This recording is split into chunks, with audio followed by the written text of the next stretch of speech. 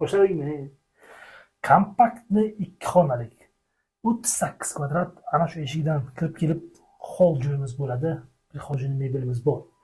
Xo'p, kim telefon qilyapti? Ha, bratlar, o'chirmang. Xo'p, hol qismimiz bir hojini mebel bor. O'ng qo'limizga birlashgan sanuzel kattagina qilib qo'yibdilar. Juda ham yaxshi, chunki odam qisilib qolmaydi. Xo'p, to'g'rida mehmonxona emas, buni yotoqxona qilib qo'yibdilar. Kerakli mebellar bor, derazasi bor, akvaplast 2 qavatlik oyna. Xo'p, ajoyib manzarani qo'yibdilar va shkaflarimiz bor ekan. Uyimizda cho'qli pol, duxon tunukachalarimiz ishlab turibdi va oxirgi joyimiz mehmonxonamiz. Mehmonxonamizga ham yumshoq mebellar, xo'p, xolodilnik bor ekan va balkonchaga oshxonani sharoit qilib qo'yibdilar. Kerakli mebel, kir yuvish mashina, moyka, plita, bitishga hamda mana buning ichiga kotelimizni joylashtirib qo'yganlar.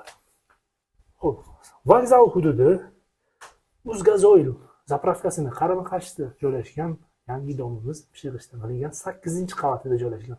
O'zi domimiz 8 qavatlik. Liftimiz bor, ishlab turibdi. Hozir telefonda gaplashdik, chip masalasiga so'radilar. 38 kvadrat umumiy maydon narxini 45 ming deyaptilar. Savdo-savbati bo'ladi. Mana shunaqa kompaktli uy qidirib yurganlarga zo'r variant.